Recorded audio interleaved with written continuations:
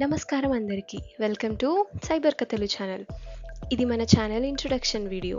అసలు ఏం కంటెంట్ ఉంటుంది, ఎప్పుడొస్తుంది, మీకు ఇది ఎలా ఉపయోగపడుతుంది అనేవి డిస్కస్ చేద్దాం.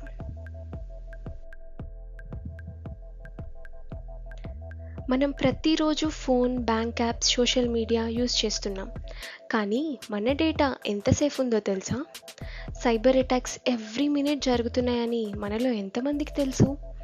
సైబర్ అటాక్స్ జరుగుతున్నాయని తెలిసినా కానీ మీరే ఆ అటాకర్స్ నెక్స్ట్ టార్గెట్ అవ్వచ్చని ఎప్పుడైనా అనుకున్నారా?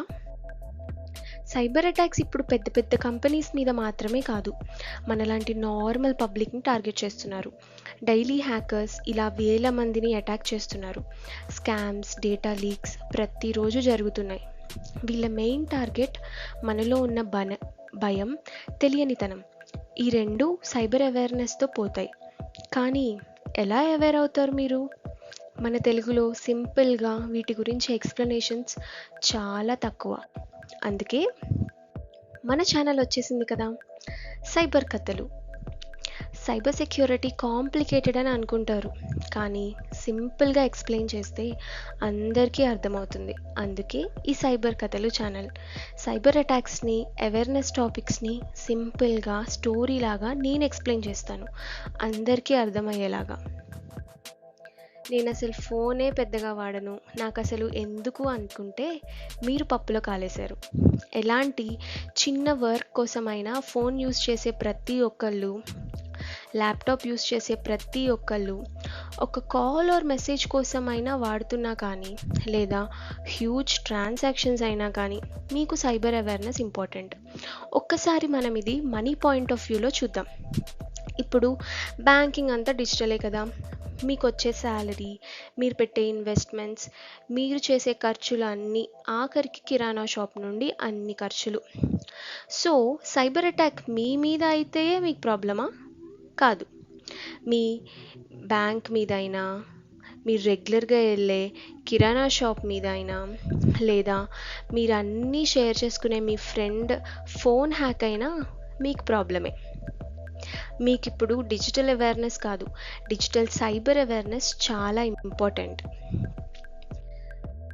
మీరు స్టూడెంటా, లేదా మీరు ఏమన్నా పేరెంటా, లేదా మీరు ఒక ఎంప్లాయీయా?